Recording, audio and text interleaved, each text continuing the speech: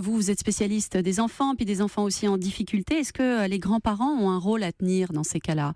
Oui, Parce que vous dites que c'est une forme, c'est un référent, c'est un ancrage, oui, parce que et ils ont le recul nécessaire. oui, et puis ils ont aussi ce rôle extrêmement important, là encore pour la construction de l'enfant, de la transmission. C'est-à-dire que quelles que soient les générations, on a envie de savoir comment nos parents étaient petits.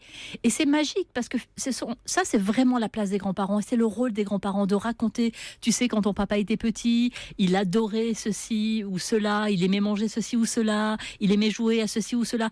Et même si on a l'impression qu'on vit la même vie, eh bien non.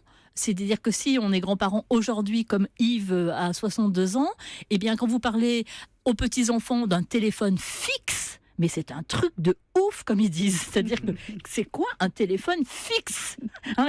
C'est quoi ce concept? C'est-à-dire que de toute façon, il y a ce décalage en termes de société. Et de pouvoir raconter des anecdotes de la vie des enfants et donc des parents de petits-enfants. Bien sûr.